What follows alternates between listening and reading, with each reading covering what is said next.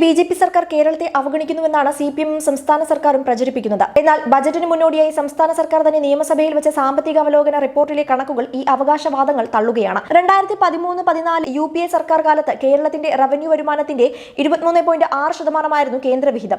അടുത്ത വർഷം ഇത് 26.63%. ബി.ജെ.പി. സർക്കാർ കേന്ദ്രത്തിൽ അധികാരത്തിൽ വന്നതോടെ ഇത് 31.31%, 31.33%, 30.55%, 32.77%, 30.66% എന്നിങ്ങനെ ഉയർന്നു. 2020-21 ഇത് 43.67%. ഇന്ന് പ്രതിഷേധമുയർത്തുന്ന ഐസക് അന്ന് നന്ദി വാക്കുപോലും പറഞ്ഞില്ല. 2021-22 ഇത് 41.01%. 2022-23 34.39%. കഴിഞ്ഞ വർഷത്തെ ബജറ്റ് എസ്റ്റിമേറ്റ് പ്രകാരം 27.54% ആയിരുന്നു. 2017-18 മുതൽ 5 വർഷത്തേക്ക് GST നഷ്ടപരിഹാരം നൽകിയിരുന്നു. 15ാം ധനകാര്യ കമ്മീഷൻ കാലത്ത് റവന്യൂ കമ്മി ഗ്രാന്റും നിശ്ചിത കാലയളവിന് കിട്ടി. ഇത് രണ്ടും ഇല്ലാത്തതുകൊണ്ടാണ് അവസാന വർഷം വിഹിതം കുറഞ്ഞത്.